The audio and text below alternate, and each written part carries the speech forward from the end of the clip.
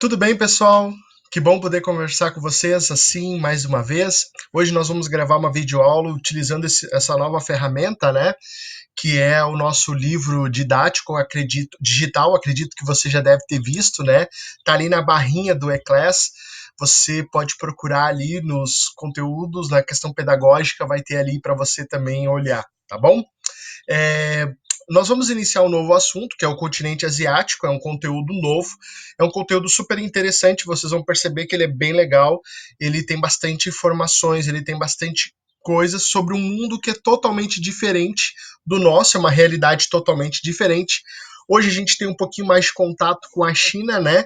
Afinal de contas, nós estamos em meio a um processo de pandemia e a China foi talvez o local onde surgiu, né? Ainda carece de confirmação, mas por isso a gente tem muita informação desse país hoje circulando nas mídias e a gente tem muita informação.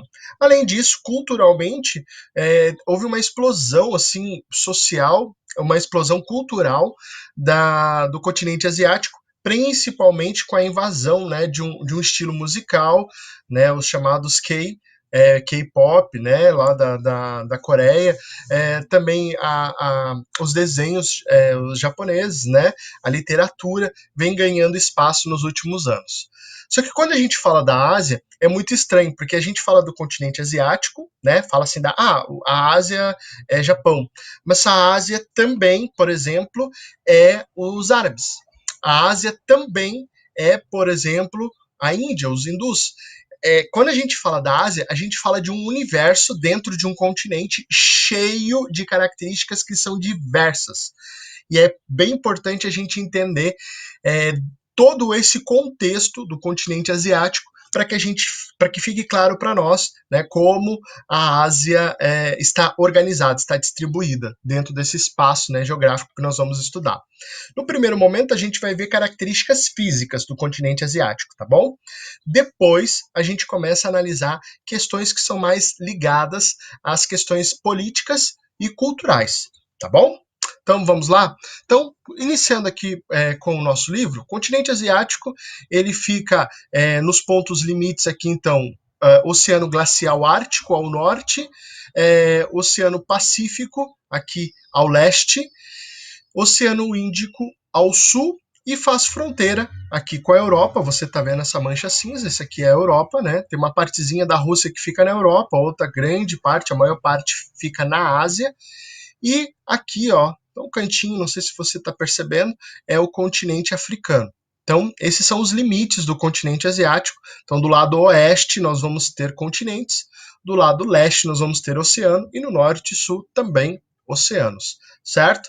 O continente asiático ele é o maior continente do território, ele é o lugar onde concentra a maior massa de terra do planeta, mas ao mesmo tempo é um dos locais onde tu tem uma maior fragmentação.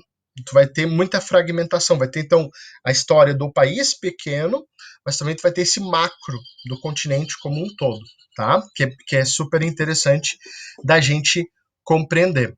Para nós continuarmos e até ficar melhor a visualização, o senhor vai tirar o quadradinho, esse quadradinho que tu está vendo, e aí você vai ficar com o meu áudio e eu vou folheando o livro, você pode também acompanhar com o seu livro. Pode pausar agora e vai lá, pega o livro e continua com o senhor, beleza? Então vamos tirar aqui.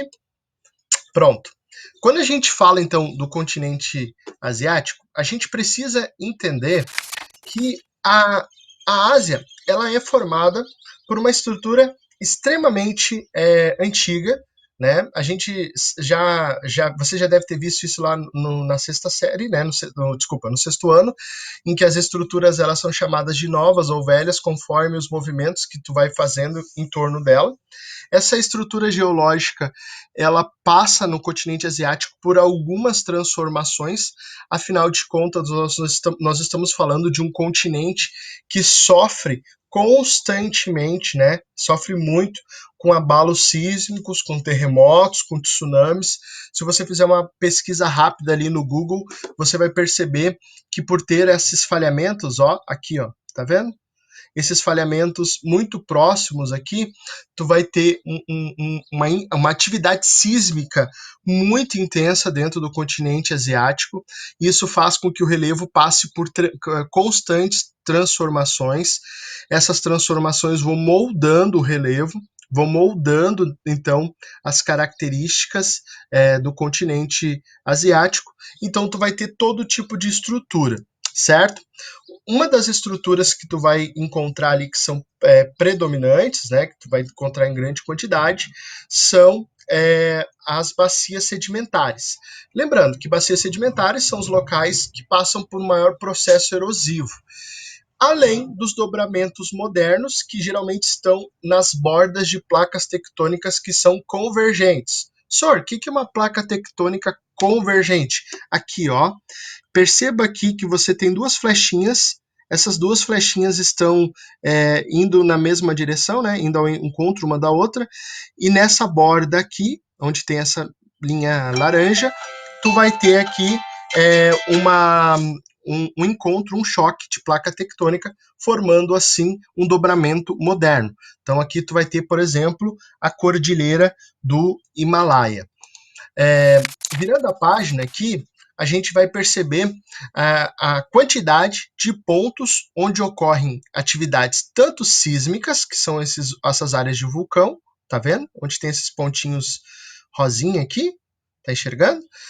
Como também a questão ali de área de influência de movimento tectônico. Então, em toda essa área rosa, você vai ter a formação de dobras ou um local onde vai ocorrer movimentos sísmicos que naturalmente a gente compreende como terremotos quando ocorrem dentro do continente ou tsunamis quando ocorrem nas bordas oceânicas.